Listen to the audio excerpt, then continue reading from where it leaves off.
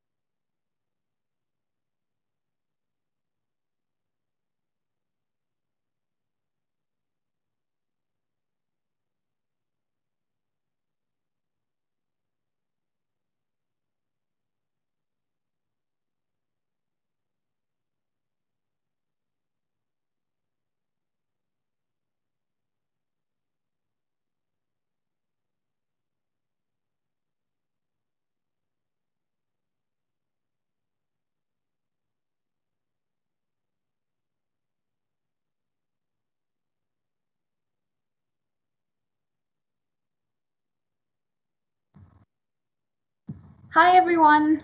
Thank you so much for joining, and we're super excited to get going with Ethics Alive.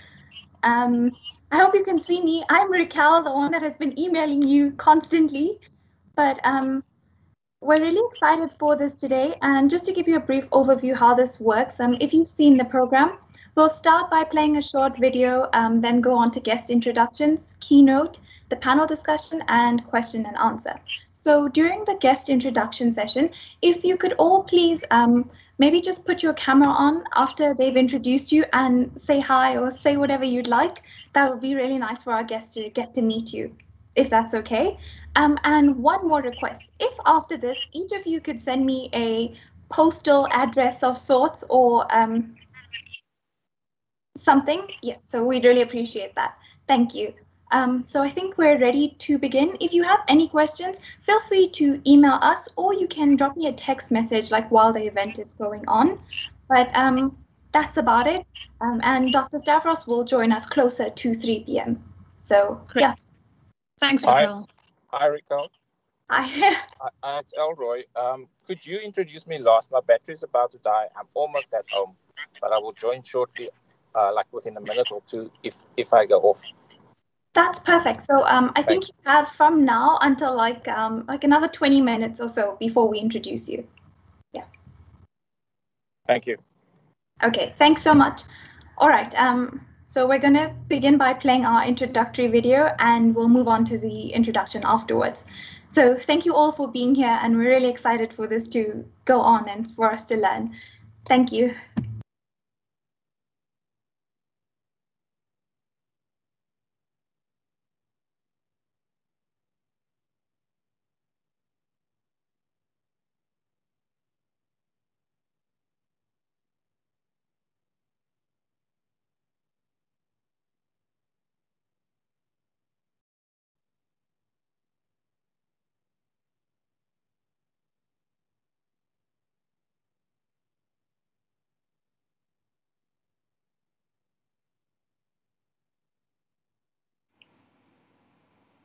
Okay, yeah, we're good to go. We should be streaming now.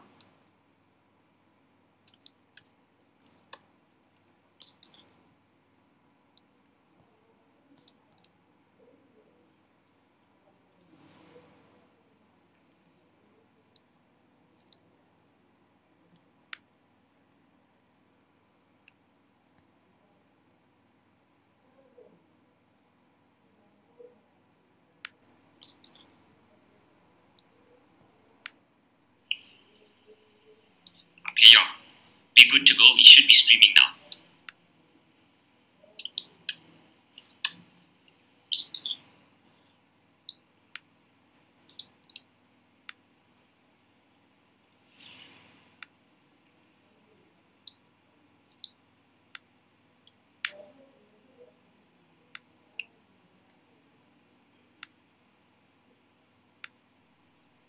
I think we're ready. We're good to go.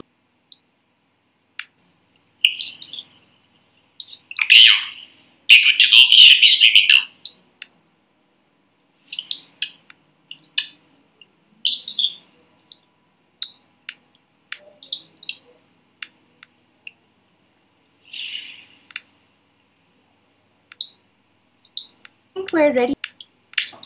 We're good to go.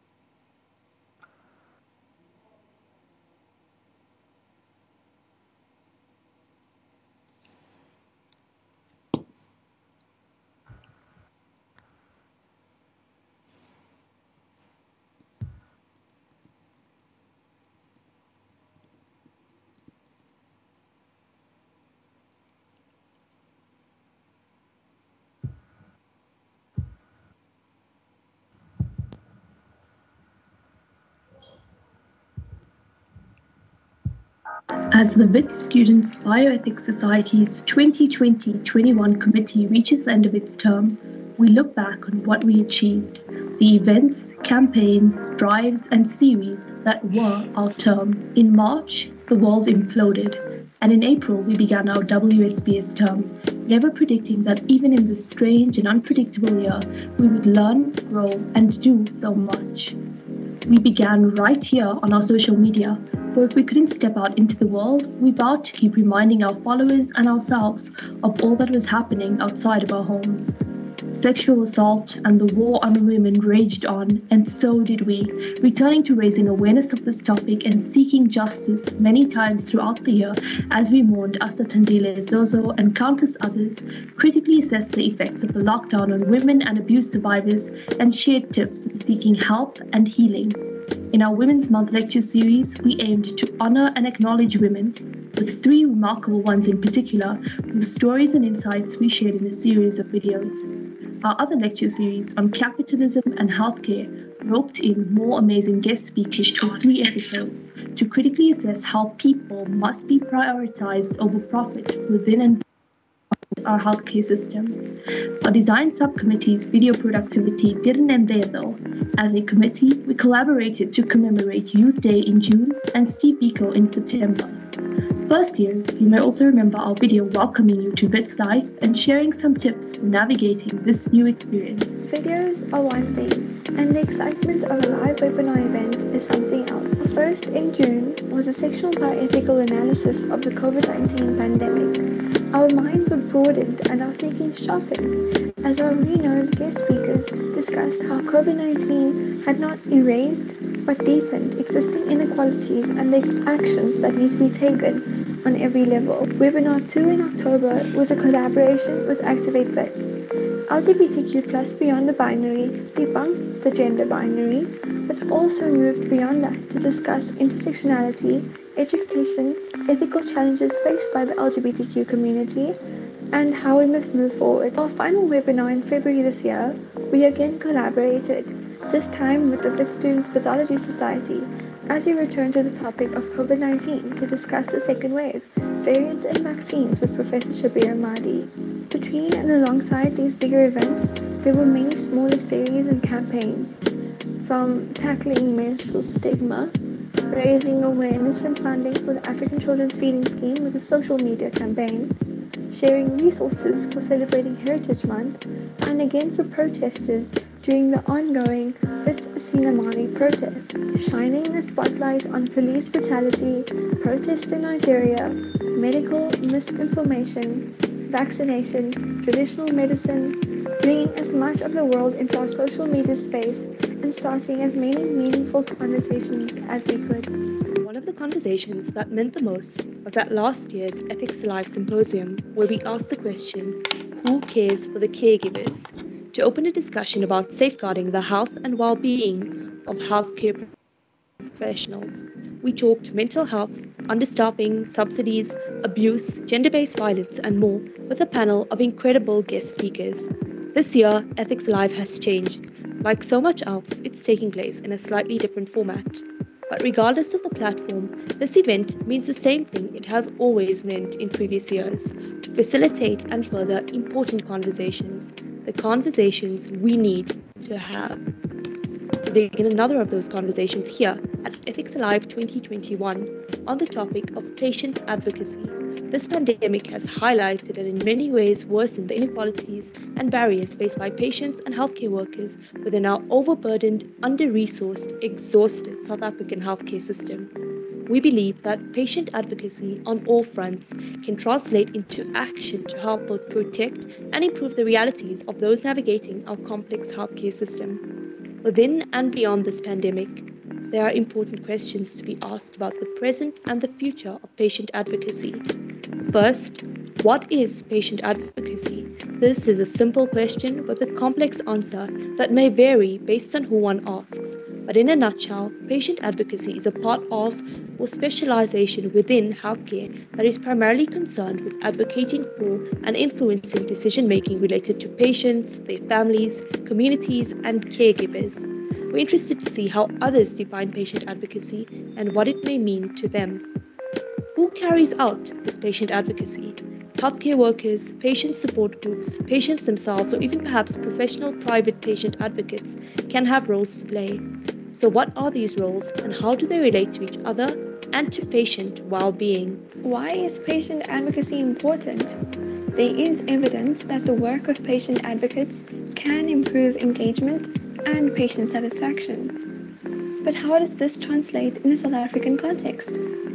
Confronted with under-resourcing, understaffing, often overworked healthcare professionals, and now a debilitating pandemic that has stretched an already exhausted healthcare system to its very limits, how much of a significant difference can patient advocacy make? What structures do we need in place to improve patient advocacy? What do we need to include in the education of healthcare professionals? What do we do to make sure that improving patient advocacy doesn't inadvertently add to the already overwhelming workloads of these healthcare workers, whose rights need to be protected, and whose responsibility is it to protect these rights? So many questions, and we don't have answers. No one person does. But at this Ethics Alive Symposium, we're committed to helping facilitate a discussion and providing a platform for experts to share some of their answers and bring forth their perspectives on patients' advocacy and action in a pandemic and as we move forward. The symposium is but the beginning of the conversation, and we hope it will inspire you to add your thoughts and your voice to the story of patient advocacy.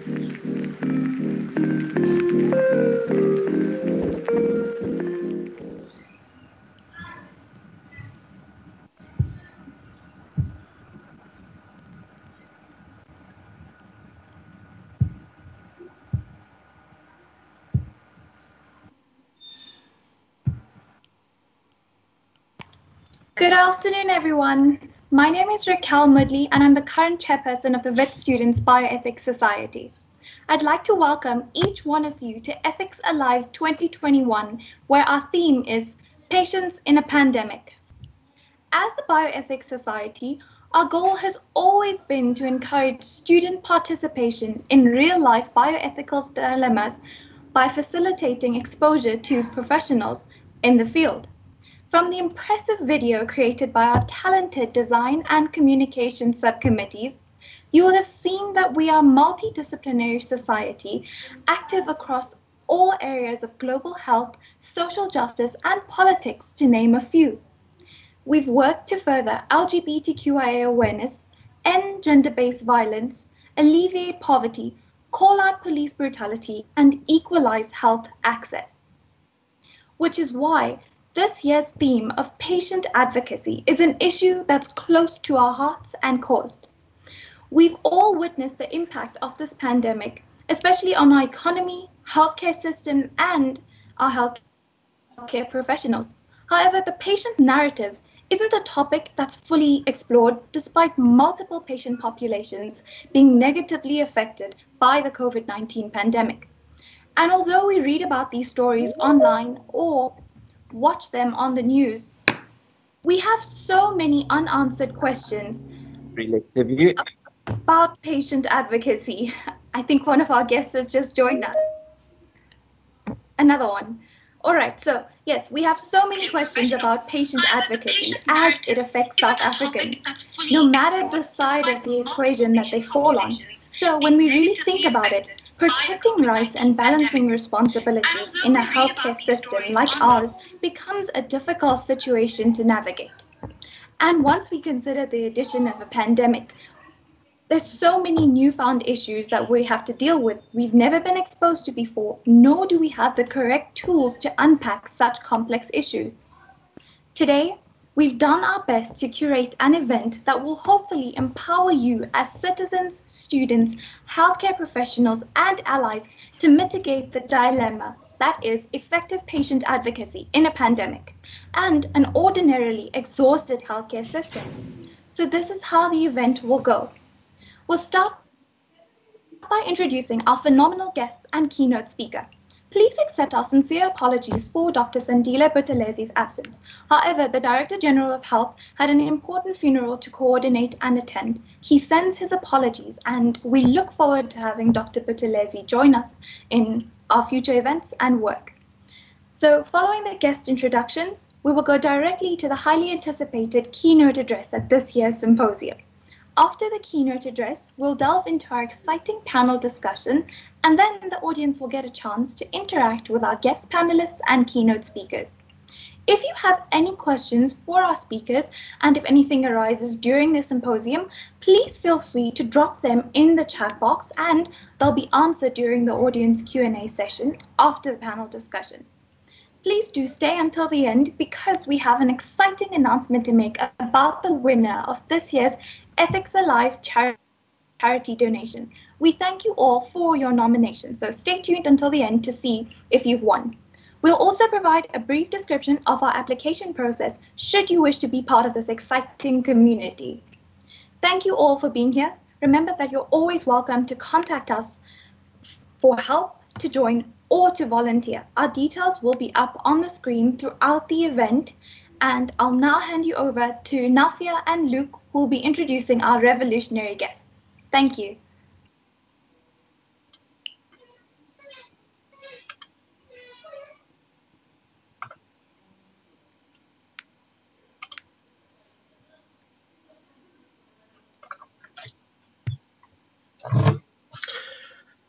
Hi, everybody. I hope you can see me. My name's Luke Nicholas, and I'm a member of the Communication Subcommittee of the Wits Students Bioethics Society. Today, I have the wonderful privilege, along with Nafia, of introducing our amazing guest speakers. Now, I know that I speak for everyone here when I say that I'm extremely grateful to be present today, and I cannot wait to learn from all of our experts. So without further ado, I'm honored to introduce our first panelist, Dr. Marlies Richter. My name is Luke Nicholas, and I'm a member of the Communication Subcommittee.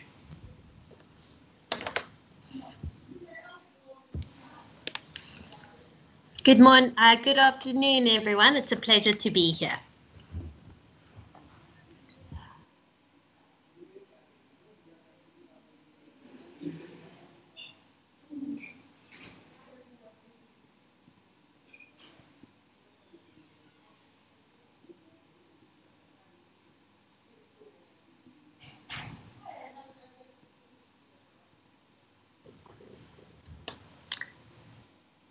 Sorry, look, would you like for me to do my presentation at the moment, or are we going to go through introductions first?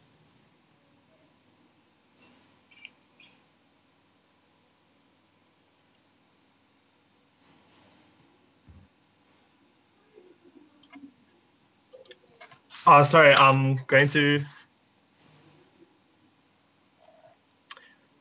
read the bio, sorry. So Marlies has worked in the health and human rights field for 20 years and has served in a number of key South African NGOs. She was a researcher at Project Literacy, the AIDS Law Project, the Treatment Action Campaign, the Reproductive Health and HIV Research Unit, and more recently at Sonke Gender Justice. She holds a BA Honours and LLM degree from Wits University and completed an MA in International Peace Studies from the University of Notre Dame in the USA as a Fulbright scholar. She also served as a lecturer at the Steve Biko Center from 2008 to 2009.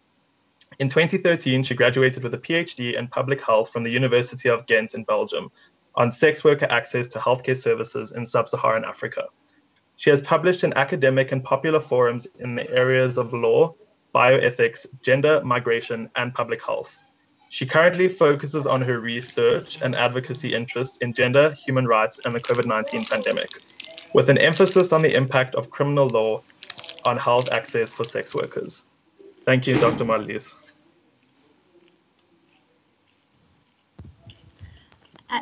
Thank you, Luke. Do you want me to do my input now, or will you introduce the whole panel? Dr. Richter, I think we can do that during the panel. We'll just introduce everyone, have our keynote address, and then after that, if that's fine. Okay, thank you. Perfect. Hi, everyone. My name is Nafia, and like Luke, I'm part of the Communication Subcommittee of the Bioethics Society.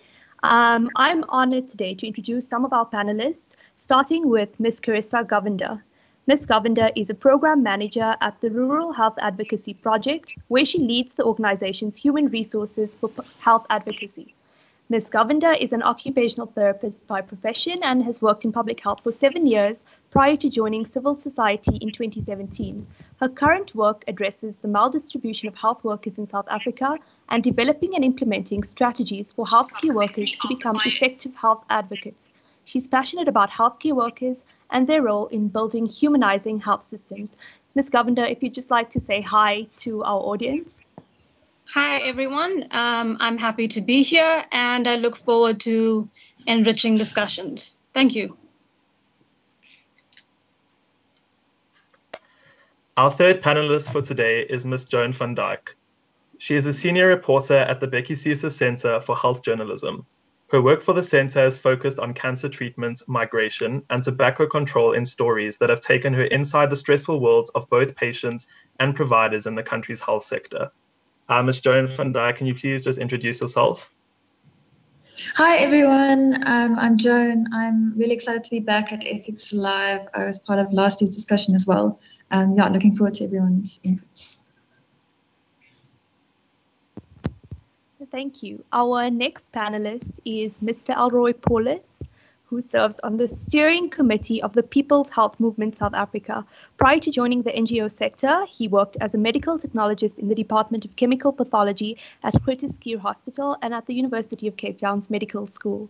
He's a seasoned non-governmental sector worker experienced in the development of strategies to realize both the South African state's obligation to deliver on its constitutional imperatives and has worked towards its realization at a national, provincial, district, and local government level related to social security, local governance, and health equity challenges. Mr. Paulus has worked for almost a decade at the Black Sash Trust, during which he was seconded to work for the National Department of Health and contributed to a report consolidating 9 provincial consultations for health reform, which contributed to the National Health Insurance, or NHI, in South Africa. He's a long-standing board member and the treasurer of the Parliamentary Monitoring Group, and has worked for Tikano Atlantic Fellows for Health Equity in South Africa and as a program officer in advocacy and communication for 3.5 years until the end of December 2020. Mr. Paulus, we're so honored to have you. If you'll just say hi to our audience. Hi, everybody. Thank you for having me. I'm honored to be on this panel. Thank you. Our final panelist for today and our keynote speaker is Dr. Stavros Nicalou. Dr. Stavros Nicalou is the Aspen Pharmacare Group's senior executive responsible for strategic trade development. Aspen is Africa's largest pharmaceutical manufacturer and is one of South Africa's most globalized multinational companies, with a presence in only 50 geographies across 6 continents. He was instrumental in introducing the first generic ARVs on the African continent, developed by Aspen, which has gone on to save hundreds of thousands of lives in South Africa and on the African continent. Nicalou has over 30 years' experience in the South African and international pharmaceutical industry, and is a previous winner of the South African Institute of Marketing Management Healthcare Marketer of the Year Award. He was a previous recipient Monty Rubenstein Award for Proficiency in Pharmaceutics from the Wits University Pharmacy faculty. He was awarded the Order of the Lion of St. Mark by the Greek Orthodox Pope and Patriarch Theodorus II. He has been inducted as a Fellow of the Pharmaceutical Society of South Africa, one of the highest honors bestowed by the PSSA, and was recently awarded an honorary doctorate of science in medicine from Wits University. He has been a speaker at a number of conferences and recently delivered a lecture on ARV developments at the Rygon Institute, a JV between Harvard Medical School and the Massachusetts General Hospital. He has previously and continues to serve on a number of industry and associated structures, some of which include Member of Business for South Africa Steering Committee and Chairperson of the B4SA Health Work Group, Chairman of the Public Health Enhancement Fund, a joint collaboration between the private health sector and the Minister of Health, appointed to the National COVID Vaccine Coordinating Committee and the COVID Vaccine Joint Oversight Steering Committee, reappointed for a 3rd term by President Cyril Ramaphosa to the Board of Brand South Africa. And he was elected the chairman of the South African Pharmaceutical Producers Association and as chairman of the Pharmaceutical Task Group, overall pharmaceutical industry umbrella organization. Dr. Nicalou, we are extremely privileged to have you here today. Can you please just introduce yourself? Good afternoon, and thanks very much for this invitation. It's indeed a great pleasure and an honor to be here to share some insights with you, and I'm looking forward to learning many things from you at this very important juncture in the health trajectory of our country. So thanks very much for having me.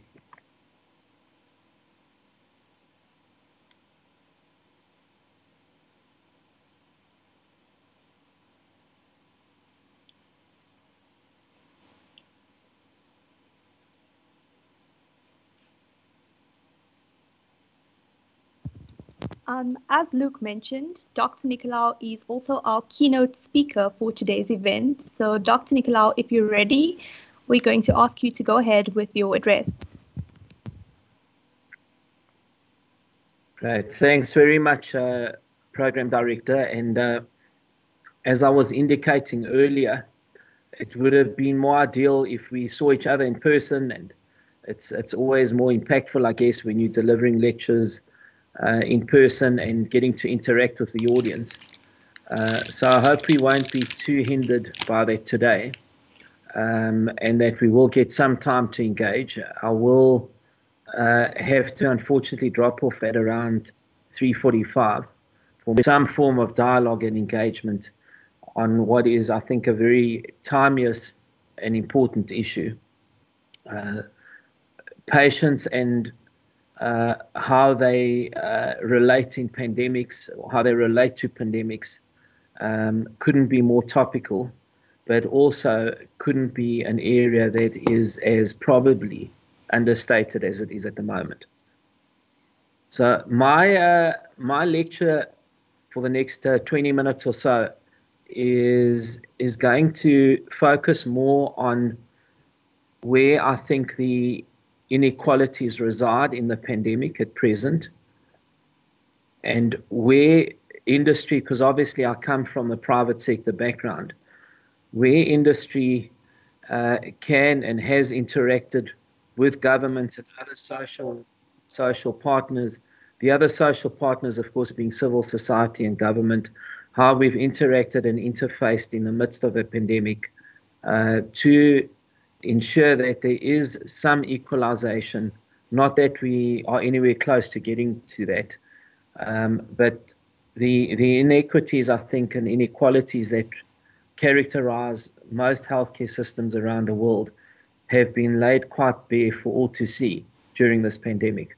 So I'm going to give you more of an industry perspective rather than dealing with the patient rights issues and the patient advocacy issues. I think mine will be more a provocation from which you can build on in your panel discussion. Of course, I should premise what I'm going to say by an additional remark that it's always great to interact with young people from Wits University. You have very fresh ideas, or as I find, and I'd be happy to take some of those ideas back with me into some of the fora that I serve on. I have been appointed, as you would have seen earlier, by government, by the health minister, in fact, onto the National Vaccine Coordinating Committee. So I'm happy to take some of these ideas. If they find resonance, I'm happy to take them back into that forum. I can't guarantee you that they will find the same level of resonance, but at very least, I'm happy to transmit some of the messages back to those fora and others, not just confined to that particular one. So let's examine where we are for the moment with the pandemic in South Africa. I think the starting point for me is that we already have one of the most disproportionate disease burdens of any country anywhere, globally speaking. We have the worst of infectious diseases. We all know that South Africa represents around 0.4% of the world population, but yet harbors 18% of the HIV infection rate in global terms. We also have a rising pandemic in non-communicable diseases such as diabetes mellitus, cardiovascular disease, and other diseases.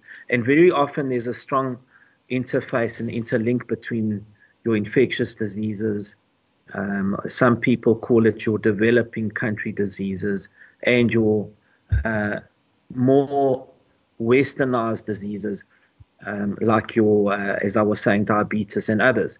So we seem to have a double whammy in our country. It's a dual impact, but then we have a third whammy as well, and that is, of course, we have an extremely high incidence of trauma and violence characterized by GBV. It does, as the organizers of this event have pointed out, place a significant stress and strain on what is already an overwhelmed healthcare system. And unfortunately, in any overwhelmed healthcare system, the casualties are very often those that have got the least means and those that have very little voice, and those that are the most vulnerable in society are the ones that are most impacted, unfortunately. And it's no different with the pandemic that we experience. It's no different in our country and no different globally either. Of course, in the first wave, the world scrambled for PPE, certain COVID priority medical equipment, things like basic test kits, things like basic PPE, and certain basic medicines that were restricted from other markets. So we experienced that in the first wave, and there have been many learnings and lessons from the pandemic. But probably for me, one of the most important has been that you need a strong element of security of supply and self-sufficiency. So that's been laid bare. We know that those that had bigger checkbooks than ourselves were the ones that landed PPE, particularly things like N95 masks and KN95 masks, which were critical in protecting our frontline healthcare workers. We know the bigger the checkbook, the earlier and the swifter you received your stock. Moving into the second wave, for some countries, a third wave. Thankfully, not a third wave yet in our country. It's probably imminent, however. But we're seeing now in this post-first wave period a scramble for vaccines. And I'm going to liken the scramble for vaccines to Hunger Games. I'm sure many of you have watched it. I don't routinely watch it, but I have a daughter at Wits University in the medical school, and I've occasionally watched this with her. And I said to her the other day, the global scramble for vaccines is it's a little like Hunger Games, because it's every man to himself. You don't really care what the next person next to you is feeling or doing, and will they get vaccinated or won't they? So for me, the vaccine situation has probably most starkly brought into context some of these inequities that we keep referring to, some of the infrastructural disparities that exist globally.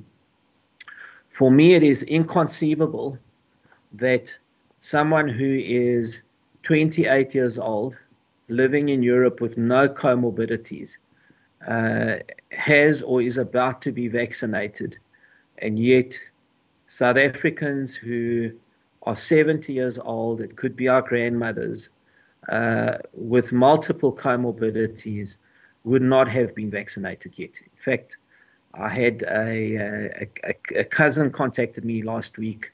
He lives in Cyprus, and he's actually 30 years old. And he said to me, I'm about to get my vaccine, and which one should I be getting? And I said to him, well, have you got any comorbidities? He said, I don't. And I know he's an athlete. He's a very good rugby player.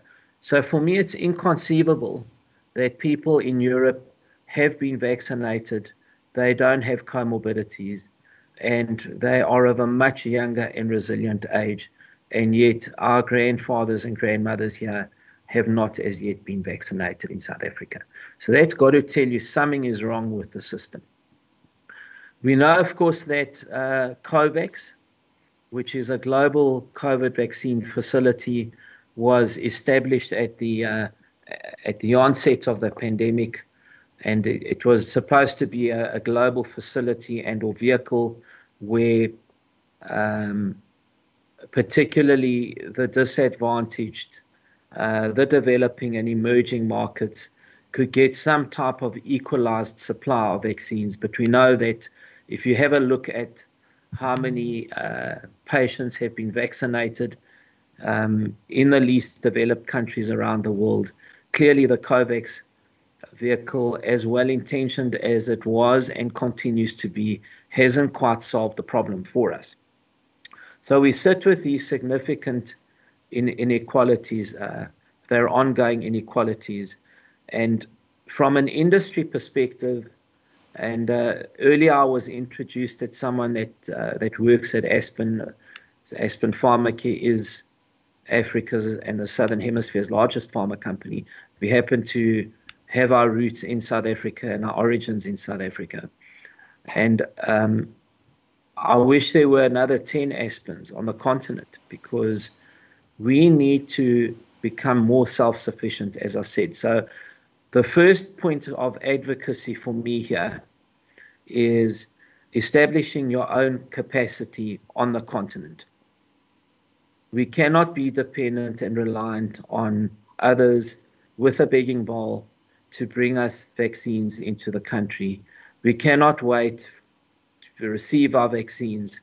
The example I gave you earlier, a 28-year-old versus a 70-year-old. We cannot wait for 6 or 9 months later, because many lives are lost in that 6 to 9 month period before you start receiving your vaccines. So for me, the starting point of advocacy has to be this agenda of localization, self-sufficiency, and local procurement. It's a very sad indictment that the African continent has the most disproportionate disease burden of any continent in the world. And yet, every year, the pharmaceutical and vaccine trade imbalance keeps growing. We are no different here in South Africa, interestingly. Even though we have a fairly well-developed pharmaceutical industry, we still continue importing uninterrupted, and year on year, their trade deficit keeps growing. It's a trade deficit that you have to fund in hard currency, usually in a dollar denomination. That places additional fiscal strain on the fiscus and the overall economy. And de facto, what you are doing is you are exporting jobs and what we call advanced manufacturing. We are exporting all of that out of the country, and it resides somewhere else, and we just import the products and don't manufacture anything locally as and when they become available. So the issue of localization and local beneficiation, as we call it, requires particular attention.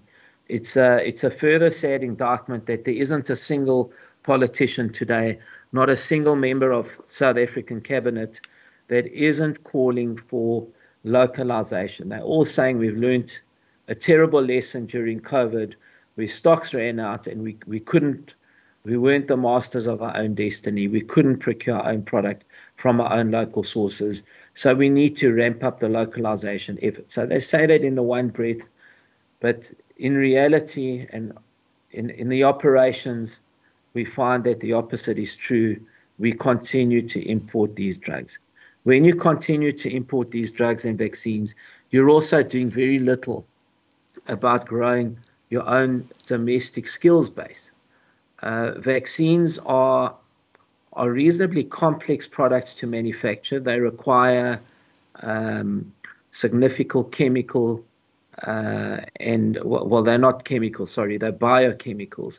They require significant biochemical capabilities.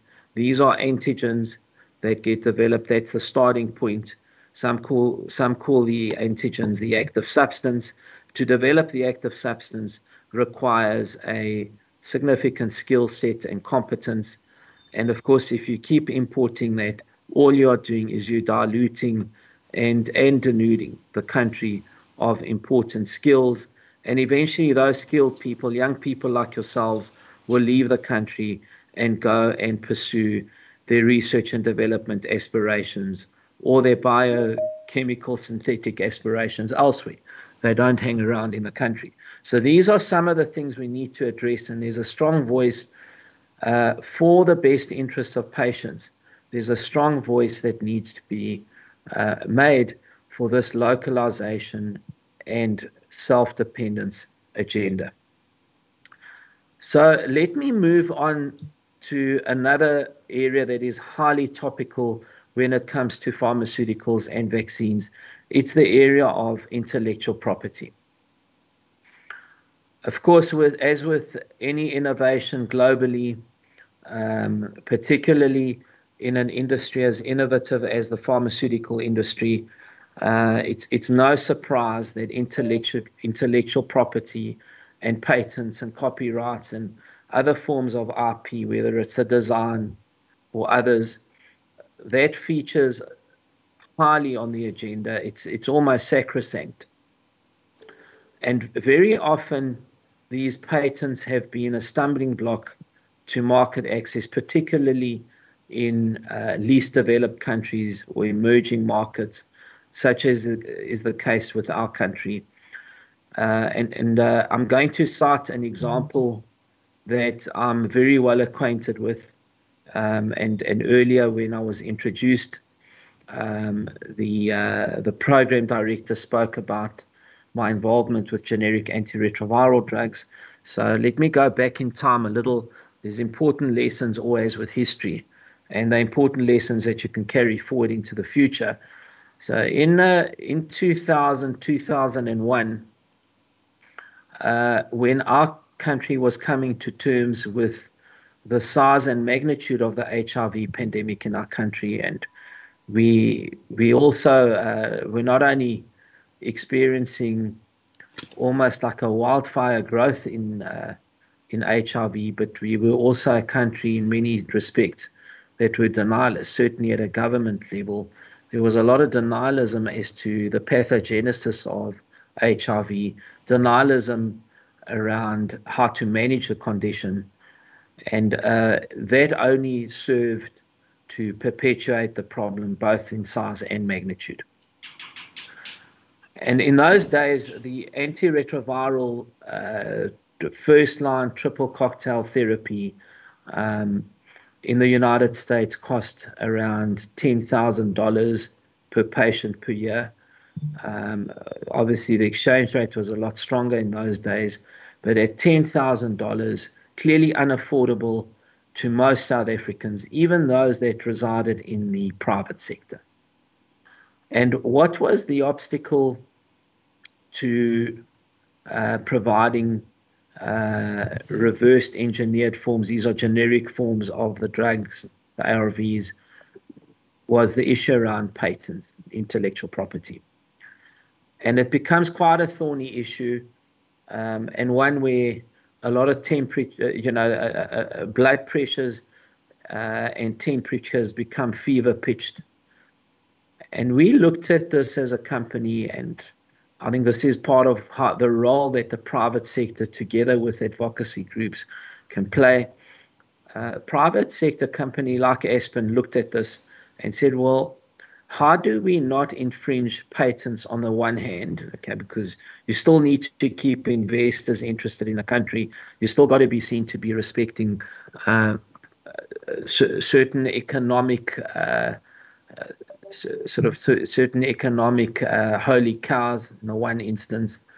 And then in the other instance, you also have to make sure that patients, particularly in the midst of a public health emergency, have access to affordable quality medicines. And that was the dilemma of the country at the time. We worked together with the multinationals, the R&D-based companies that had the rights to these patents, but they would only work with us because of the role that patient advocacy groups had played in all of this. They had brought to bear immense pressure on the South African government, on foreign governments, and on other key stakeholders in the value chain, like immense pressure. And part of the strategy of some of these patient advocacy groups was to lodge a competition, it was called the competition board in those days, to launch a competition application with respect to these original R&D based antiretrovirals. So we saw an opportunity to find a solution somewhere in the middle, and that solution was speaking to these multinational companies and getting them to grant what are called voluntary licenses. And these voluntary licenses eventually evolved into technology transfers. And from technology transfers, we were able to start manufacturing these drugs using some of the intellectual data that resided with these multinational companies. So in effect, voluntary licensing was born through the HIV era, and we were able to bring the prices down to $185 per patient per year. Remember, I said it was $10,000 per patient per year. So able to bring the prices down quite significantly. And I think that was a great victory for the people, particularly those who were, you know, in those days, if you had HIV, and it's not like today where HIV, AIDS is a chronic disease that gets managed by chronic antiretroviral therapy. In those days, if you had HIV, you were de facto on death row waiting for the executioner to come down on you. It was a matter of time for you. So it was a great victory, I think, for all of those HIV patients who had not even a glimmer of hope in those days. It was a really great victory for them. And that's part of the role that, you know, working together with the private sector and patient advocacy group, these are some of the solutions that can be meted out. I'm not saying we always find the solutions, but I'm giving you a demonstration of, or an example of how the HIV crisis was managed, and it's extremely manageable today. I mean, no one really thinks of HIV other than a chronic disease. It could be hypertension that you're treating, or a type 2 diabetic patient that you're treating. It's seen in the same light. So what am I saying in conclusion? I'm saying in the midst of these global pandemics, and it was a pandemic, MDR-TB was a regional pandemic. So we've experienced these pandemics in our own country over the last 2 decades or 3 decades that I've been in the pharmaceutical industry. And there's inevitably some type of common road that you can find, or common ground. So understand from the industry's perspective, there are shareholders and they're going to want to return. You got that on the one hand, but of course, you know, without the patients and servicing the needs of the patients, you don't have an industry, you don't have a healthcare system, in effect. So finding that common road where you land up servicing the needs of patients and making medicines and vaccines in this instance accessible is a very critical balancing act that you need to get. We have got it right before. We're not getting it right at the moment with vaccines. The only solution I can see here, quite frankly, is that we develop additional capacity on the continent. We backwardly integrate into the antigen production that I mentioned earlier. Yes, I didn't expect you to come back. And you then become self-sufficient. You're not relying on whether Europe's going to get the vaccines first ahead of South Africa or ahead of Burundi, or whatever the case might be. So those are some of the examples of things that we need to get right immediately. This won't be the last pandemic we face. I doubt we'll see one soon as destructive as this one, but we need to be prepared. There's a lot that's being said around pandemic preparedness for the future, and having our own capacity and capability on the continent is a very critical way to managing these pandemics. And patient advocacy and placing the patient at the center of what you do is a critical element to getting the right mix and the right formula to solve the access problem with all of these pandemics. So in conclusion, what I've tried to demonstrate to you, because I've been asked to speak largely around the COVID pandemic, I've tried to demonstrate to you that this issue of vaccine nationalism is real. I've called it Hunger Games. I've equated it to that. And I'm sure many of you will be acquainted with Hunger Games. So you'll know exactly what I'm referring to. So vaccine nationalism is real. The only way, in my opinion, to equalize the playing field is you have to establish your own local capacity and capability with the appropriate skill set. And we have to stop being the begging bowl of the world and say, well, we got to get our drugs out of India or out of America or out of Germany. We have to have our own capacity and capability. And that is an advocacy program all on its own. But that is the only way I can see us preventing this inequity that we've seen again rear its ugly head during the COVID pandemic. So, Program Director, I'm going to pause there with the understanding that I've given you more of an industry perspective, which is where I come from, and how we've solved some of these almost intractable problems in the past. But I've also given you some food for thought around the future with a clear understanding that this vaccine program globally has been as inequitable as anything I've seen. So once again, thanks very much for inviting me. I will have to drop off at 3:45, but I look forward to engaging with you further. Many thanks.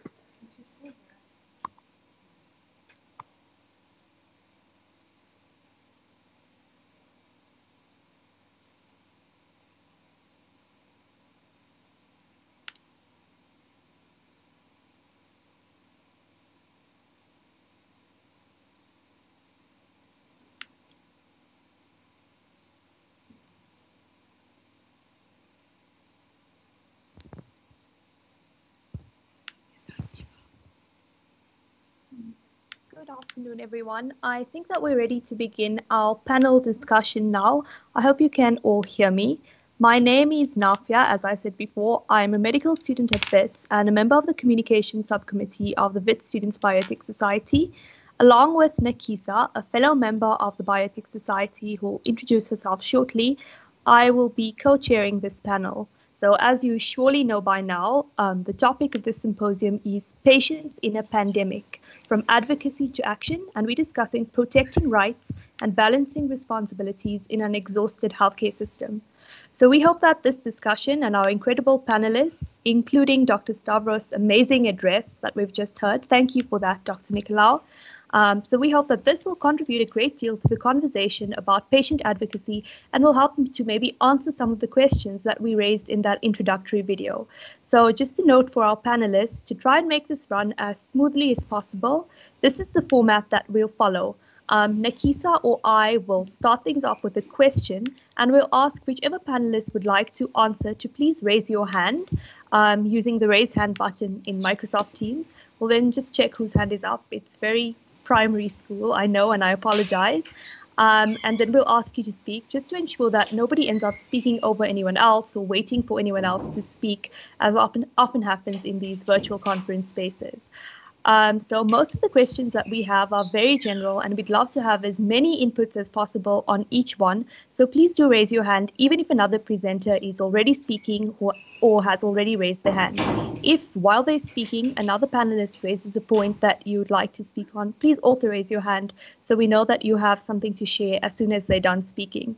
To our audience, if you'd like to raise questions, as Raquel said, please drop them in the chat where you're watching and we'll address them either during this panel discussion if they're relevant to a particular point or else in the Q&A session that will follow. So I hope that covers all the sort of housekeeping aspects for now.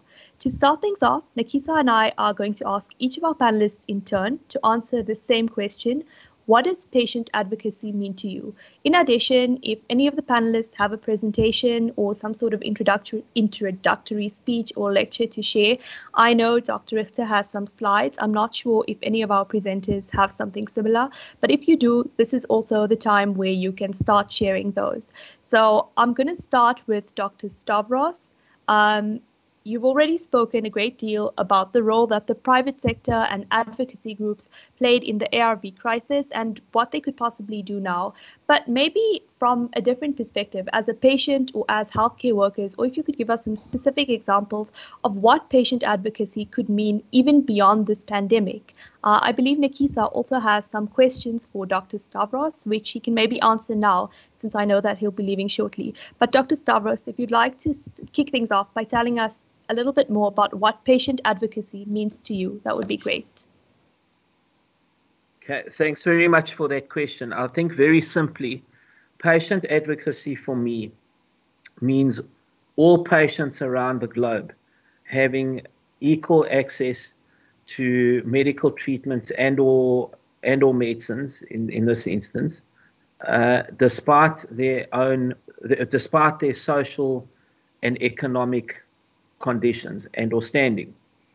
And again, as I said, it's really best illustrated for me by that example I gave you earlier, where a cousin of mine lives in Europe and he's asking me, saying to me, well, I'm going the next day for a vaccine, which one should I be taking?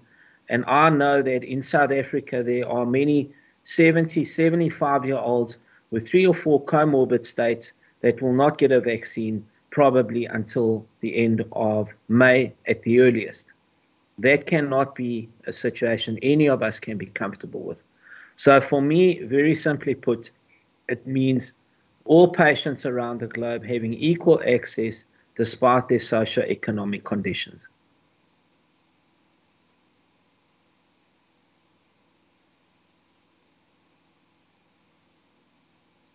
Oh, the background, sorry. I just want to turn off the background quickly. Good day, everyone. My name is Nekisa, and I'm part of the Wits Bioethics Society. I'm part of Design Subcommittee. As Nafia mentioned, I will be her co-chair today. So one of the questions that we have from the chat is, South Africa's vaccine rollout strategy aims to vaccinate 67% of the population by the end of this year. However, if we want to vaccinate 50% of the population by the end of this year, we would need to vaccinate about 120,000 people per day. Do you think this is attainable? Do you think we'll be able to reach our goal by the end of this year? Okay, thanks for that excellent question as well. So our country's ambition is that we vaccinate 40 million South Africans. So, and I'm specifically saying South Africans because there are also migrants that we are going to have to look at outside of the 40 million vaccinating. So we need to vaccinate 40 million South Africans over a 12-month period in order to achieve herd immunity. That 12-month period ends in March 2022. Now, we've only vaccinated 330,000 healthcare workers. We'll be moving from the 17th of May into phase 2 of the vaccine rollout program. Phase 2 covers around 17 million South Africans. It's the segment of the population that covers your elderly, those that work or reside in congregate settings, essential workers, and those that have one or more comorbid state condition. So that's 17 million, and then the rest of the population would be vaccinated from mid-November through to the end of quarter 1 2022, and that's roughly about another 22 million people or so.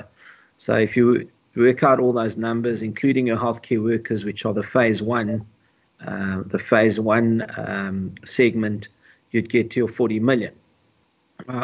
To achieve those targets, those ambitious and rather lofty targets, it means we would have to vaccinate on a daily basis over a sustainable period of time between 250 to 300,000.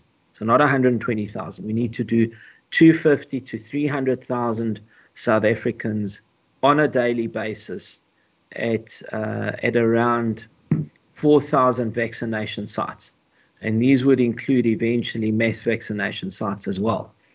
Is it achievable? Let me put it to you this way. On paper, it is achievable because we've done all the calculations, and with the private and public sector sites that have been identified and will be accredited and curated for vaccinations. Given the amount of vaccinators we would have, again, accredited vaccinators, facilities with Section 22 permits, etc., on paper it is possible. The challenge is going to be cohering and and aligning all of this infrastructure and resource, which is going to take and is taking, as I speak, meticulous planning. I know that's why the DG Sandile Buthelezi couldn't make it earlier. I'm in fact jumping onto a very similar meeting that he's going to be in this afternoon, discussing the very same topic. So if we get our act together, which I think we can as a country, it's not going to be an immediate ramp up to 250,000. It's going to be a progressive ramp up. But I think if we get our act together, we can achieve that ambitious target and get to herd immunity by March, April next year. Of course, what we don't know, those are the things we can control. What we cannot control is emergence of variants, like we're seeing a double variant coming out of India. We know already that there have been either South Africans and or Indians that have traveled from India into South Africa. So we don't understand fully, if any, whether there will be an impact with new variants. And it doesn't have to come from India necessarily. It's just that India is experiencing a highly contagious phase at the moment. So those are some of the extraneous things we might not be able to fully control. But I think we can achieve the target provided there's absolute coherence and alignment across the private and the public sectors.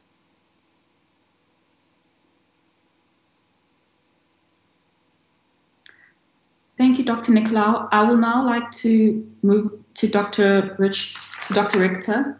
May you please tell us what patient advocacy means to you? Thank you very much. For me, patient advocacy is about amplifying patient interests, and especially I think healthcare workers have an ethical duty to advocate on behalf of their patients. A concrete example in my own work, which is to look at sex worker healthcare access, is if you have vulnerable populations who keep on returning to the healthcare system because of violent incidents, such as the interactions with the police or reprisal from community members because of the stigma that attaches to their profession. And healthcare workers constantly need to patch up people who present with very severe injuries.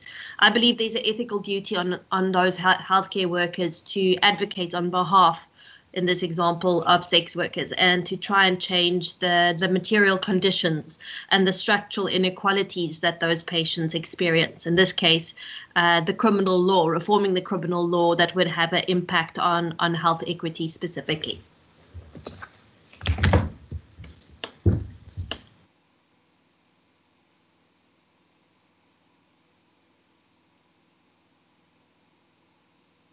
Dr. Richter, I know you also had a sort of presentation to share. Would you like to go into that now, just before we introduce our other panelists? Sorry, was that directed to me? Yes, sorry. My presentation relates specifically to intellectual property and COVID-19 vaccines, which I think is one of your last questions. So I'm happy to wait until they and to listen to other panelists, their opinions on patient advocacy, which I think is a really important topic. Okay, great. Thank you. We're all super excited to hear that later. So our next panelist is Ms. Caressa Govender. Hi, Ms. Govender. Welcome to our panel. If you'd like to share with us what patient advocacy means to you. Thank you so much for the question. The way I understand patient advocacy is that it takes place at different levels. So a patient is able to advocate at a facility level. Patients can then also advocate as a collective, whether it be, based on a certain disease or illness, and also at a community level as well. I think it was great that Dr. Richter also included the ethical responsibility of healthcare workers as well, where we see that, yes, patients, as much as possible, we should be supporting patients to be able to advocate on their own. But we do have an ethical duty as healthcare workers to advocate on behalf of patients as well. I just want to take it one step forward. You know, I understand patient advocacy to be sort of any sort of actions or efforts in order to realize the access to healthcare.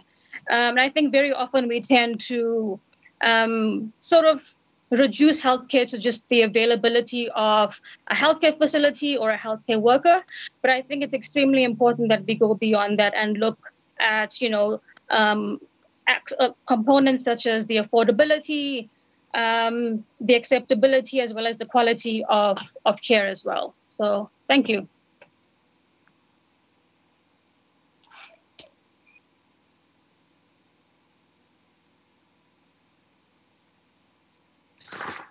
Thank you, Ms. Govender. I would like to now move on to Ms. Van Dijk, and I would like to ask her, what does patient advocacy mean to you?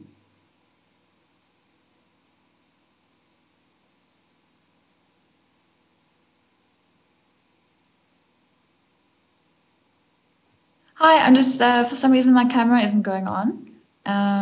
Okay, let me just carry on. So I'm a health journalist at Becky Cisa, and at Becky Cisa's values very much aligned with my own, in that we very much are of the opinion that health policy and research should serve the people, really serve the people. So in my everyday work life, I'm trying to think of patient advocacy as getting into that intersection of where new research and, you know, government interventions, policy changes really affect the people who are sitting in line at the clinic.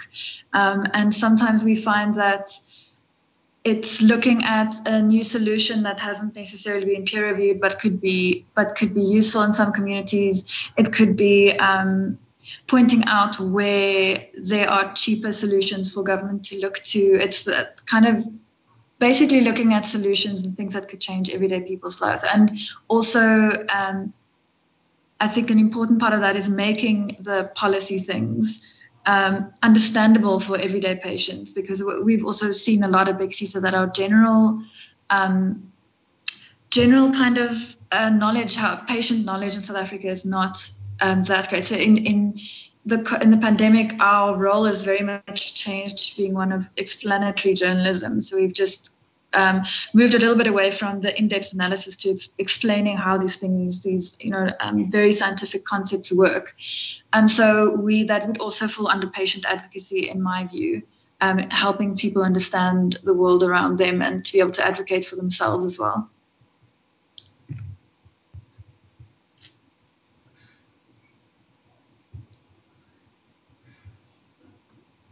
Thank you, Ms. Van Dijk. That's a really insightful answer.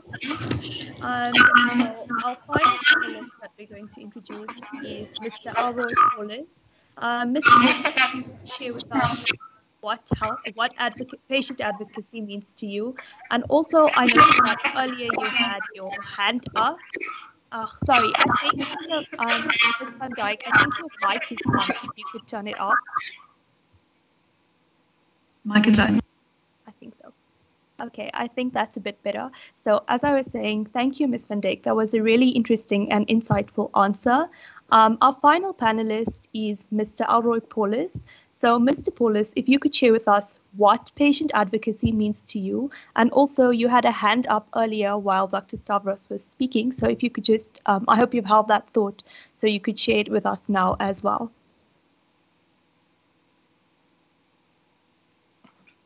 Hi, can you hear me, everybody, and can you see me?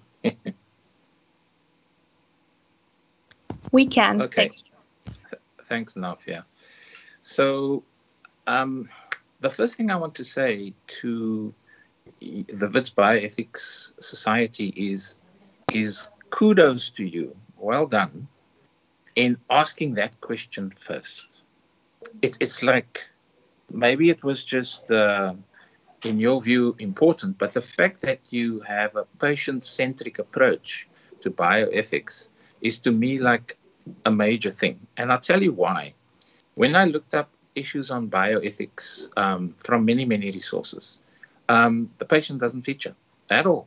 Many, many views from academics, from professionals, but the culture of the Batopele and the importance of the patient's right charter. There are unique opportunities now because of the pandemic and because of other reasons that enables us to support people in patient advocacy. So, for example, it's important to say in this webinar and to remind the viewers and listeners that the Patient Rights Charter, I'll send all the links later on, talks about the right to a healthy and safe environment, participation in decision-making, access to healthcare, that's a big one, to be treated by a named healthcare provider, confidentiality and privacy, informed consent, refusal of treatment if necessary. So a patient may refuse treatment if such a refusal, it needs to be verbal or in writing, provided that the refusal doesn't endanger the health of others. Be referred to a second opinion, continuity of care, complaints about health services, that every patient or client has the following responsibilities and then it's listed. So the reason that's important is because a lot of decisions are being made, one by government and more importantly by international organizations that are very, very powerful. So I've given the South African Patients' Rights Charter perspective, but equally important, what's happening globally and the advocacy initiatives to address issues happening globally is equally important. So you would know that many companies like Pfizer, AstraZeneca, Sandoz produce, J&J produce various vaccines, right? And there's intellectual property rights associated with it. So some advocacy that's happening by patients and NGOs, CBOs, is first and foremost rights education about what can be done for advocacy at that level. And very briefly, I want to talk about something called the Agreement on Trade-Related Aspects of Intellectual Property Rights. It's briefly an international legal agreement between all members and member nations of the World Trade Organization. But in order to address the pandemic and its challenges, there's been a call, and I'm using one organization here who has a brilliant outline about this, Médecins Sans Frontières, Doctors Without Borders, and they explain this very, very well.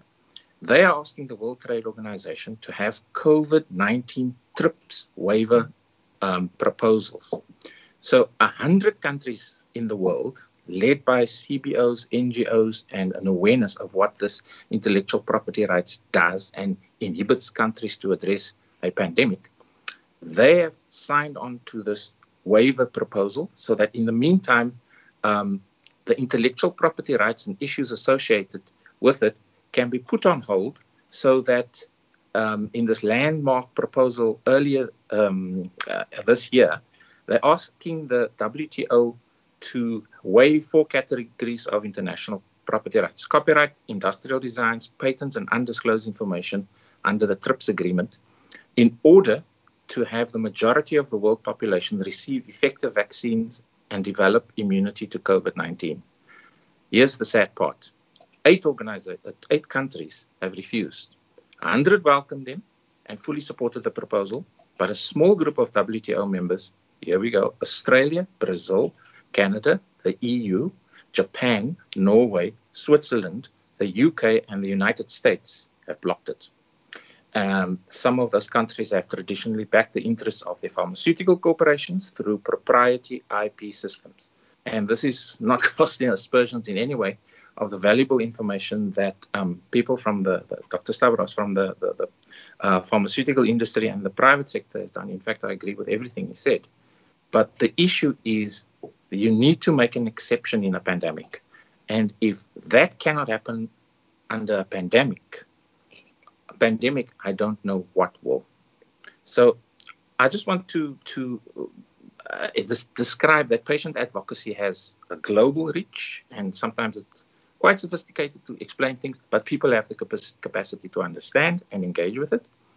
And very locally, in South Africa, we have the ability to engage with decision makers at the clinic level, at the local government level, at the district level, at the provincial and the national level.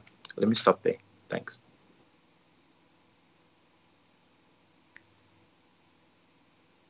Thank you, Mr. Elroy Paulus. I'll now move on to our first question. Oh, sorry, I forgot to say thank you to Dr. Nicalou, who will be leaving now at 3:45. So thank you for attending the session. Thank you. So our first question is, given the challenges faced by our healthcare system and the limited resources available to address the challenges, is it actually or should it be a priority to improve patient advocacy in any form? In other words, do we see evidence of any positive changes in healthcare with improved patient advocacy, especially in our current South African context?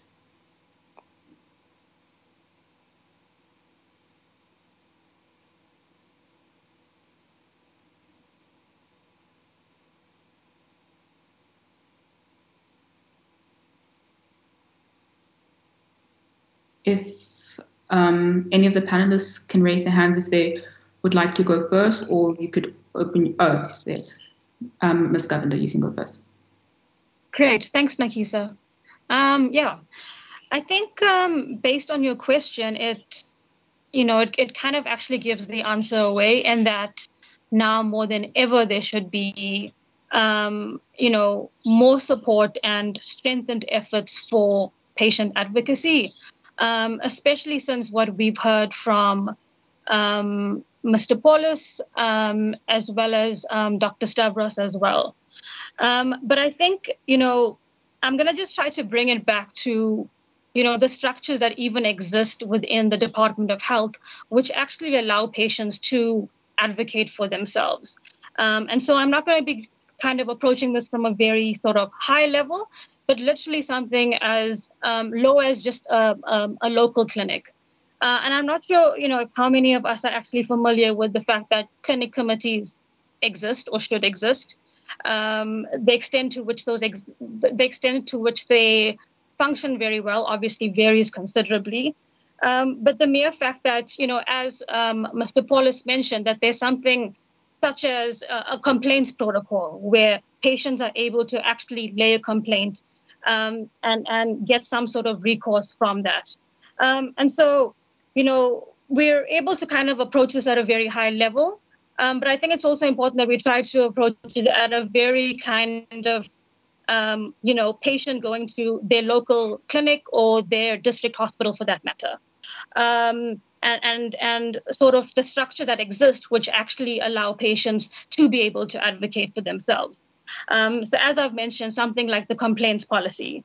And so as much as those things might exist, the way those things are operationalized are very problematic. So patients more often than not might not even be aware of the complaints policy, the steps that could be taken. And more often than not, healthcare workers themselves are unfamiliar in terms of their role in supporting and empowering the patient to be able to use these sort of structures. In terms of, the evidence, because I think one of the questions spoke about the evidence supporting the need for patient advocacy. And again, I'm going to bring it down to a very, very local level, was through some of the work we had done with community members in the OR Tambo district in the Eastern Cape. And it was basically around the right to health, how they're able to participate in health committees and the different participatory structures, how they're actually able to lay a complaint around the issues they're experiencing at a clinic. And what we did find was that there were actually changes within the health system thereafter. And so I think it's kind of important that we try to draw it back to, well, what does the Department of Health actually offer patients as well as healthcare workers for them to be able to advocate? Thank you.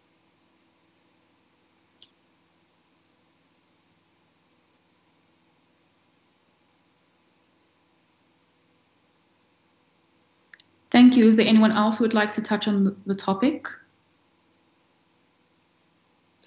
I'd like to, if you don't mind. May I go, Chair? Yes, you may. Thank you. Thank you, Ms. Nakisa. It's the first time I've referred to my colleague Caressa as Ms. Govender. She calls me Mr. Polis. So, Ms. Govender, I agree with you completely. And her organization, and when I worked for the Black Sash, we had a very privileged opportunity to represent civil society in pre-budget hearings in the department, in the National Treasury. So just before the medium-term budget policy statement and the annual budget has been promulgated, what then happens is we are invited by the Treasury to have a look at it and ask questions and answers. It's more of a consultation than helping to shape budget policy or change the numbers. But I have to underscore, this year, there has been a coup by the Minister of Finance, Tito Mboweni. And I will find every platform to talk about the travesty of decisions made with no reason given. So very briefly, you know that we collect taxes in various forms. We pay tax in the form of VAT, pay as you earn, corporate tax, issues linked to trade across borders, etc., etc. And that is our income. Every single country in the world has had a reduced income, right?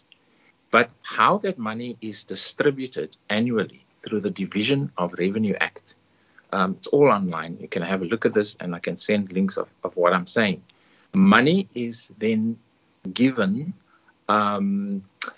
back to some provinces based on formula that take into consideration issues like historical disadvantage, lack of infrastructure, the size of the population, etc., etc. And it comes in the form of equitable shares and in the form of some relief to help provinces, districts and municipalities manage their income. For the first time in the history of a democratic South Africa, without reason, the equitable share, which amounted to billions of rand, as well as another grant called the Social Relief of Distress, has been swept away. There is no transfer at all. And yet, corporations still get tax exemption on some issues. A little bit less, yes. So we speak about inequality, but the consequence and the impact on various sectors are unequal and disproportionate. Could we call for a 1% reduction in VAT? We actually did that in the People's Budget campaign, and nothing happened. No, it's not possible. No reason given. So I think the state has been particularly jaded, opinionated about the priorities of the population who they should serve right now in a pandemic. Many, many individuals and households are suffering incredibly, and yet we see the opposite happening. And that, we understand poverty very well in South Africa, but the impact of decisions and the impact of inequality in South Africa, I think it's going to be known. And in my view, it has become worse by a policy decision of government. And at the least, organizations deserve an answer, individuals deserve an answer as to why that was cut with no reason given. Thanks.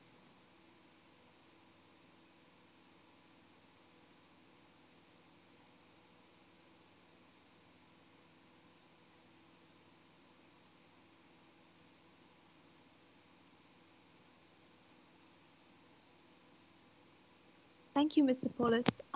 Ms. van Dijk, if you'd like to speak next.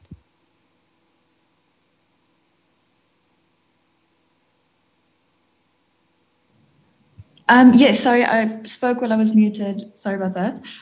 My camera still isn't working, but I'll just go ahead. The one thing, it's slightly different from the previous comment, but something that I found quite interesting in our reporting on the pandemic is how patients kind of cause change in the way that patients were being treated in hospitals. We saw reports like these harrowing reports, which you might remember of in our first wave, of families not being able to speak to their loved ones who were on ventilators in the ICU, and there was a fair amount of people speaking out about how difficult that makes it to process a death. And we know from research as well that if your family member dies and in an ICU setting, and if you think that they were struggling to breathe, that makes the grieving process so difficult. So it's kind of a traumatic experience for family members. And not only that, the patients being in isolation and alone while they struggle to breathe and are often very, very ill, was it just makes the whole process so COVID just like brought these terrible things together and created very difficult circumstances for breathing for grieving. And I found this really interesting that these reports culminated in health workers at at some hospitals coming up with a solution and coming up with like a palliative care kind of solution, ways to keep in touch with families, systems, maybe groups of health workers that act as kind of counselors to explain to the patients what's happening, to relay messages from doctors to family members and to the patients, because the doctors are so overwhelmed with caring for COVID patients that they that the actual patient they're caring for kind of gets lost in the hurry of all that, and of course the families as well. So I found that a very interesting example of how patient advocacy can actually change the system in a crisis. That is all. Thanks.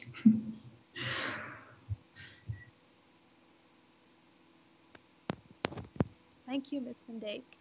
Ms. Govender, I see that you have your hand up. I'm not sure if it's from earlier or if you have something else to add.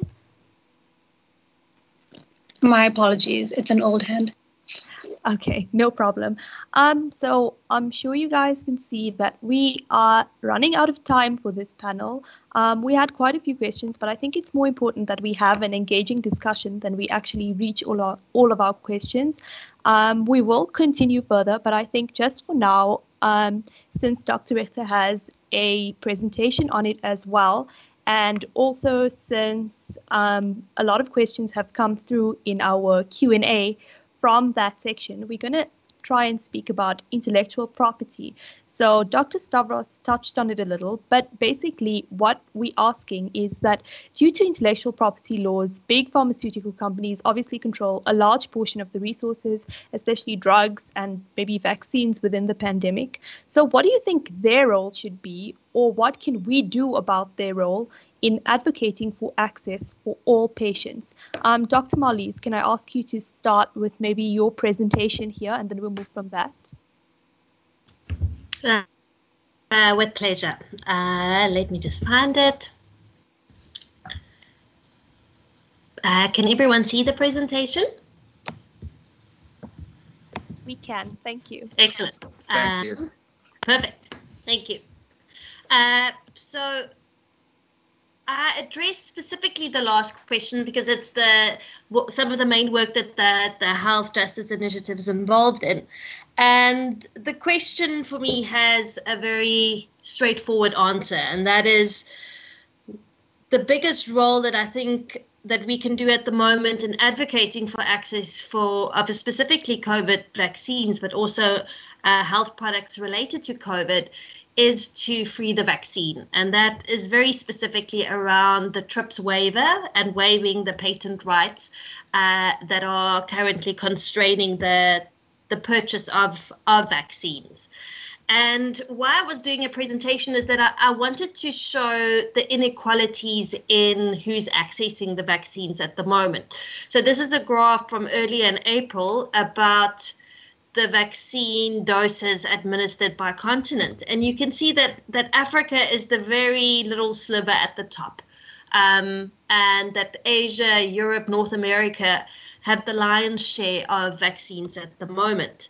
And that is why something that the WHO Director General speaks of as a catastrophic moral failure.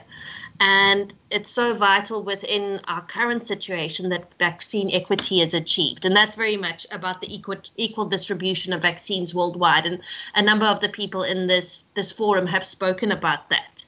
And it's important to note that a lot of public money has gone into the development of vaccines, and that pharmaceutical companies have patented the vaccines. And research centers and universities that have contributed this with public money are not played out in terms of who is then getting the vaccine. So there's a sense with vaccines, there's an artificial scarcity that's created.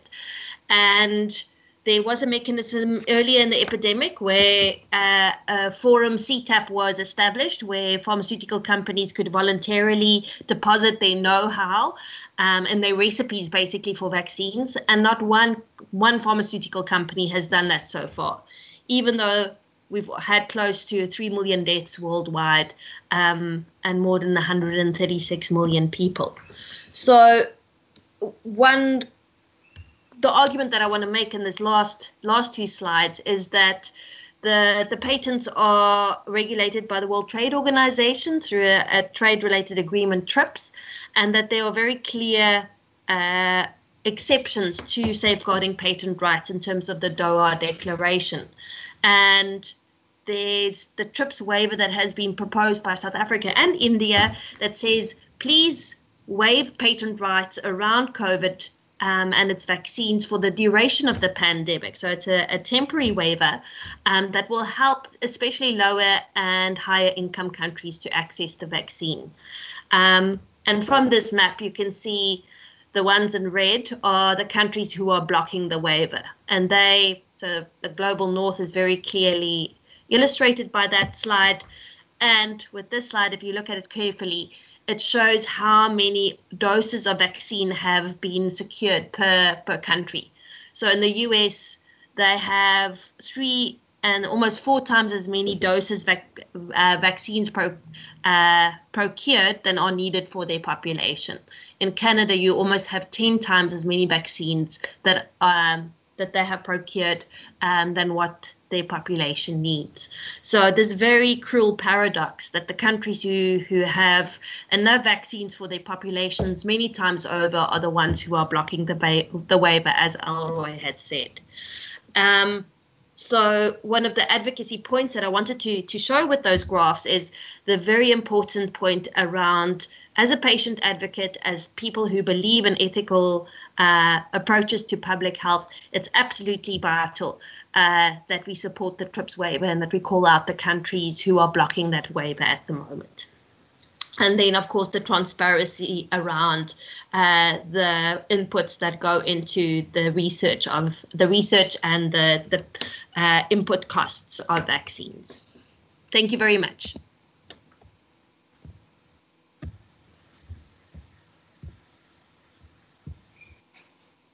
Thank you, Dr. Richter, for that lovely presentation.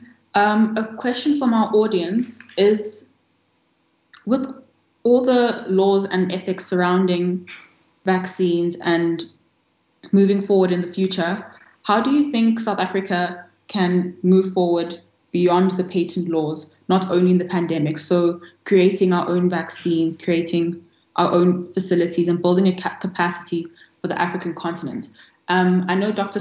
Nicalou did touch on it briefly in his presentation, but how do you think, in order to move forward in the future, how do you think South Africa could do that? Yeah, I think it's a question for South Africa as well as the African continent. And I think a lot of the discourses around domestic manufacturing is infused with Afro-pessimism, where people say, oh, African continent won't be able to manufacture its own vaccines or its own health products around COVID. That is not true. We have the capacity to do so. There needs to be much more investment in it. But as the COVID pandemic has shown us that countries have had extreme lack of investment in their healthcare systems. I think the same goes into manufacturing ability, and that is the investment that has to be stepped up significantly, because the COVID pandemic is not going to be our last pandemic, and if anything, in terms of climate change, has shown us is that this is something that we need to be prepared for at a much greater scale than we are at present. I think the TRIPS waiver is a very important practical and symbolic victory if the waiver goes through, because it means that there will be some pushback against the pharmaceutical companies who are basically holding the world at ransom at the moment, and that it would create more space for us to negotiate around patent rights, and that it would be a key mechanism for South Africa and other countries to use, for example, with other drugs and diagnostics like diabetes and cancer, and that would be an important precedent to set.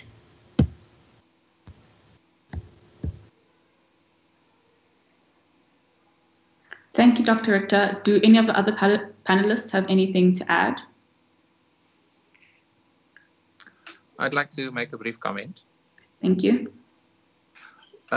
I agree completely with what Dr. Richter said. I live in Cape Town, and 2 nights ago I was driving down the main road towards Fischhoek, and there's a very large plant, a pharmaceutical company called Johnson & Johnson. It's massive. I've had the privilege of visiting it before. There's also in Pinelands an area that an organization that also makes vaccines. The name eludes me now. But the point I'm trying to make, it will be an absolute travesty if our bonds, in terms of intellectual knowledge, I'm making the parallel, is full of grain, and we are not allowed, we are prevented from using that intellectual property, from waiving the TRIPS agreement in order to serve all of Africa. So I would just want to underscore how the onus is on South Africa, the state, and its involvement in the WTO, and the need for public support and political pressure to make sure that local problems and challenges on the continent can be solved in a significant way, can be assisted by South Africa itself. It will be such an immoral, odious thing to do if it is prevented, because we would cause the deaths of people as a result. Thanks.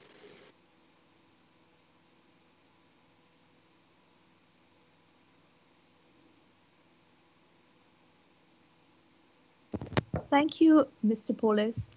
That was, as our previous presenters have said, it really underscores the importance of the public participation and sort of having the confidence in our country and advocating for these sort of solutions. But moving on from the general public and the general patient populace to healthcare workers specifically in the field of patient advocacy. So we have a question from one of our viewers saying that when it comes to patient advocacy from the part of healthcare workers, and we're addressing patient concerns with regards to misinformation and conspiracy theories, how would we educate patients without being condescending towards them? I'm not sure if any of our panelists would like to go first.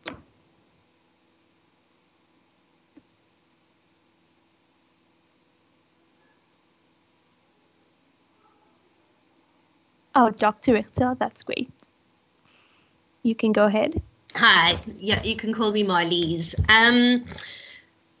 So I think there's the issue around vaccine education and vaccine hesitancy, and even the anti-vax segment of South Africa. I think is an important question. I think there's some really useful materials that could assist in providing information to patients and to friends and to family members who might be vaccine skeptical. And the C19 coalition, and specifically the People's Health Movement, and Elroy might be able to speak a bit more about that, have created a really useful COVID vaccine treatment literacy manual that you'll be able to find on the C19 website that provides up-to-date information about vaccines and a number of community accessible resources and workshop materials. So I would suggest that that is the first point of call. And I think what is key with vaccine hesitancy, and I think something that we've seen initially at the rollout with the vaccines with healthcare workers is that as soon as there's a critical mass reached, when your colleagues are going for vaccines and you see more people coming out on social media with photos about vaccines, that the people who are sitting on the fence often lose their inhibition around vaccines. And I think that's something positive that we need to build on. I think that some of the secrecy around the negotiation around vaccines, the non-disclosure agreements that pharmaceutical companies insist on, and the secrecy that then accompanies the contracts that go with them, I think contribute to that vaccine hesitancy. So it goes again to the point around transparency. Government needs to be clear about its decision-making around vaccines. We know that some of the MAC advisories around vaccine decision-making around selling on AstraZeneca and pausing the Pfizer Sisonke trial, those advisories haven't been brought into the public, and we're advocating for those to be made public, together with the conditions that the government is negotiating with pharmaceutical companies for the provision of vaccines. So I think if there's more transparency and accountability around the negotiation of vaccines, that will also help with vaccine hesitancy.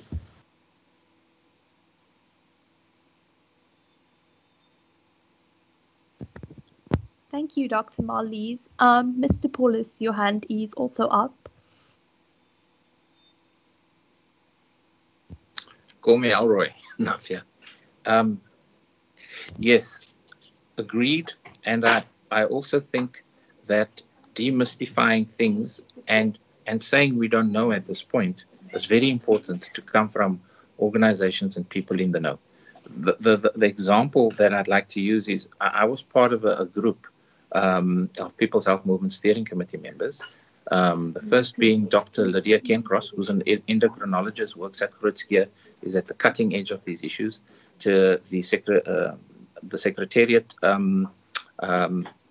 Tinashe Njanje, Steering Committee member Noam Daid, Professor Leslie London, Annelien de Kukelaar, have gone into communities across the metro, but also equally important into rural areas, where they've not only addressed patients, but in the case of the visit I had to Bishop Lavis, which is on the Cape Flats, there was there were 2 presentations of 50 each. So 100 staff of clinics were trained to understand at that point what is known about COVID-19, led by Dr. Kencross.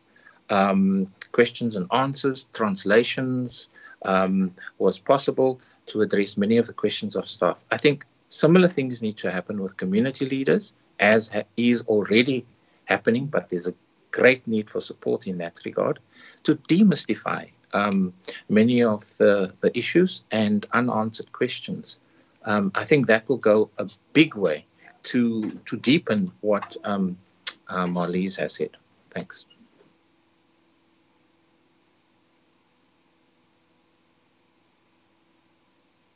Thank you for that answer as well. Ms. Van Dijk, if you'd like to go next. Yes, thanks so much. I just wanted to make a comment about the not talking down to people.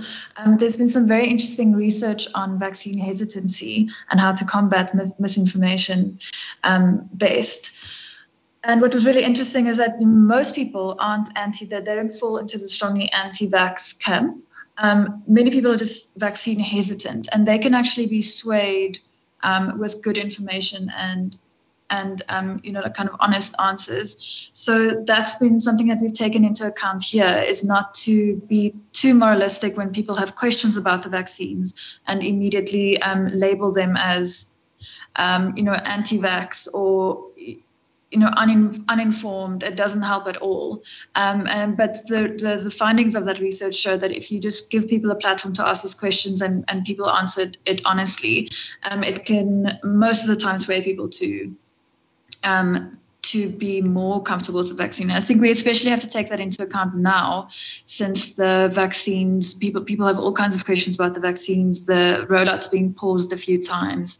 And we've seen specific vaccine hesitancy when it comes to the AstraZeneca vaccine, for example, and just explaining, and I think the media's, my role would be to explain why that pause isn't a sign of disaster. It's part of the systems of tracking, of keeping everyone safe. Yes, thanks so much.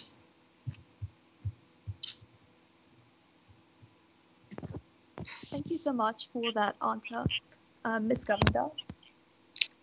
Thanks, Nafia. Yeah, just to add on to what my colleagues have said, especially being able to differentiate between your anti-vaxxers and those who are vaccine hesitant, and also to kind of, try to get a better understanding of the psychology underlying conspiracy theories, why certain groups of individuals are actually drawn to conspiracy theories. And very often we see it kind of comes through because of a lot of antitrust sentiment.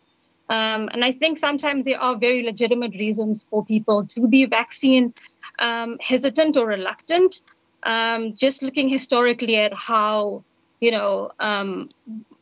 predominantly Black bodies have been used for medical experimentation. And so, not to kind of just completely dismiss or disregard individuals who are vaccine hesitant, but to try to better understand the reasons underlying that hesitancy. Thank you. Thank you so much for that answer as well, Ms. Govender. So obviously, all of the points that the panelists have brought up so far on sort of debunking conspiracy theories or working through vaccine hesitancy depend on communication between the provider and the patients. And obviously, in our current context, that's sort of ground to a halt. It's not as open as we'd like it to be. So with that in mind, I think that the next question, also from one of our audience members, is particularly pertinent. How can telemedicine be leveraged to empower both the patient and the provider? I'm not sure if any panelists would like to go first.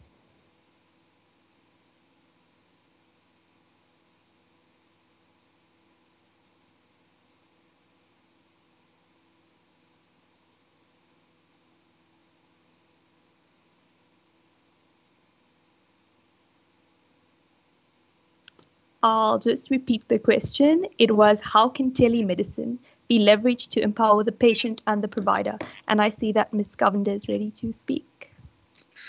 Yeah, I'm gonna hazard some thoughts around this. I think there's definitely value in telemedicine, especially if we look at the distribution of healthcare workers across the country, more especially specialists. In that we find that specialists are predominantly concentrated in your urban areas and your metros.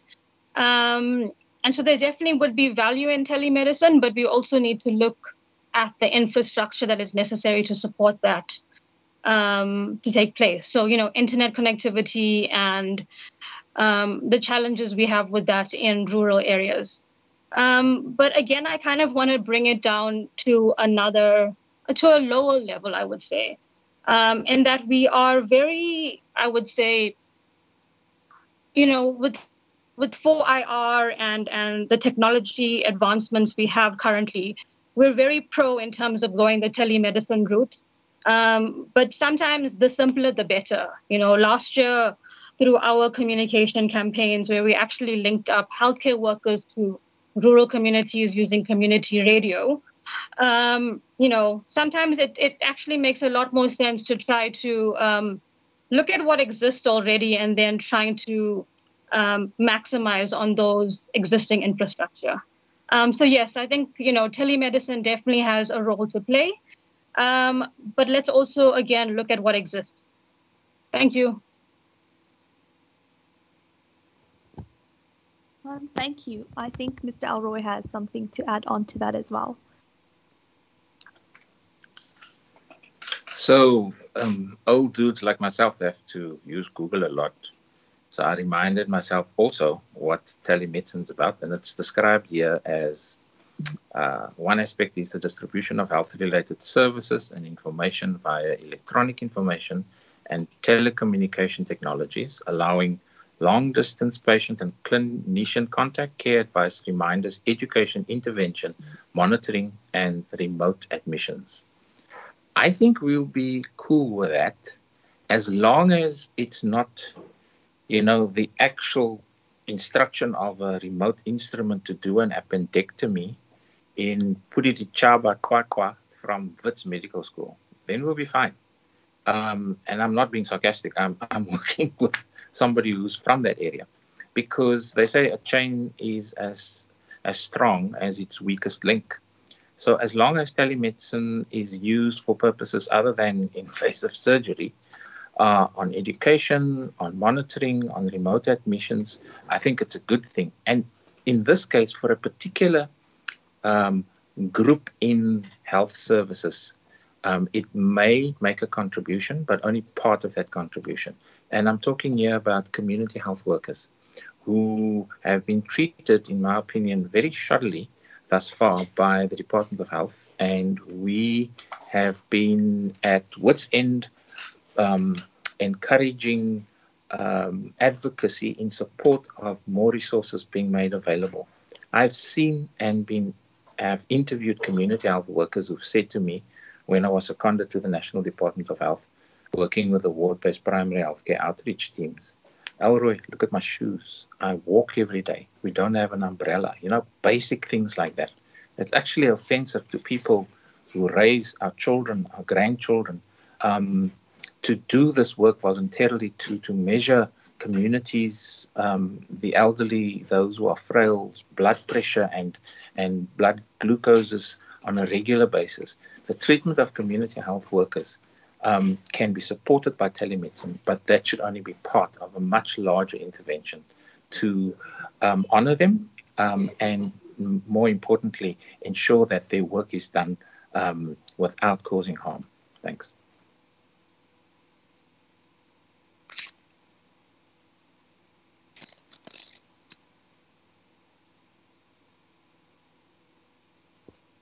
Thank you. Ms. Govender, I think if you want to go next. Yeah, just to clarify on a previous point I made, to avoid any sort of misinterpretation or confusion. So, there's definitely a disconnect between healthcare workers and communities. And we, as a healthcare worker myself, we tend to only communicate with communities when they're actually ill, when they're within health facilities. So, when I use the example of community radio, I was very much relating it to how healthcare workers, for example, can communicate with communities around, the misinformation and vaccine hesitancy. So not to take on the role of telemedicine, because I think those are two completely different things. I just thought it was important to make that clarification. Thank you.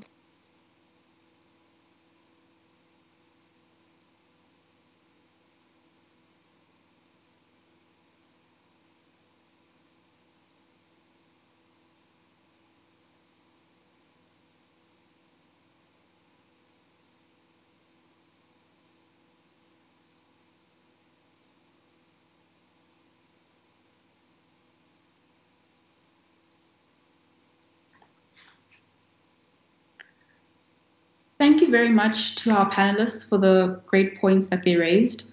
Although we didn't get as many questions as we would like, it was still nonetheless a very interesting discussion, and it would be lovely to continue this discussion at another time. On behalf of the Wits Bioethics Society, I would like to thank Dr. Nicalou from Aspen Pharmacare, Dr. Richter from Health Justice Initiative, Ms. Govender from the Rural Health Advocacy Project, Mr. Paulus from the People's Health Movement, and Ms. Dyke from the Bekisisa Health Justice Initiative. We thank you for your invaluable contributions to the Ethics Alive 2021, and we look forward to working with you in the future. We would like to thank the Steve Biko Center for Bioethics, Professor Kevin Behrens and Ms. Samkelo Nisibande, in addition to all the other staff for the continuous support and never-ending guidance. We thank our audience, the students and the professionals who are committed to learning and growing in the field of bioethics and for taking time out of their busy schedules to support us. And finally, we thank the WITS Bioethics Society team and all our current members for their dedication in actualizing this event despite the pandemic and the time. Thank you very much.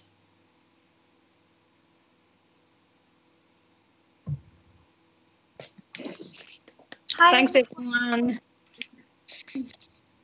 Hi, sorry to interrupt you, but we just have a few more announcements before the end of the symposium.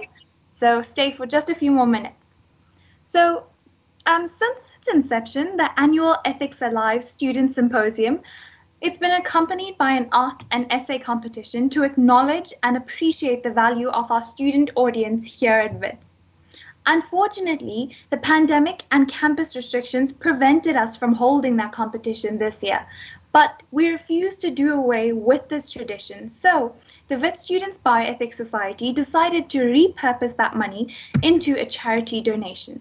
We asked you, our student audience, to nominate a worthy organization that's helping further patient and health advocacy in South Africa, and they could win the 5,000 Rand prize. So this included but wasn't limited to organizations and initiatives that support patient rights, empower patients, or advocate for vulnerable patient populations in South Africa.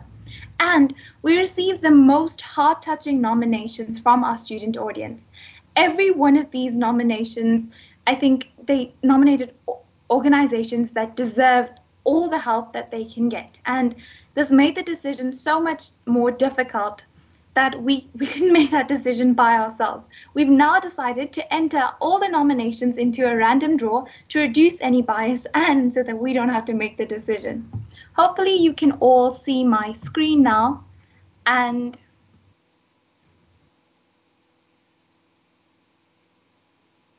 here we are.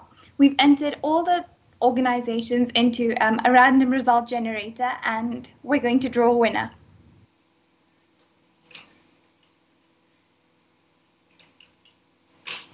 Whoa, okay, so it's the South African Society for Women's, Adolescents and Children's Health. Congratulations to the student who nominated this organization. We will get in touch with you, and you can have the money donated to your organization. So we'd also like to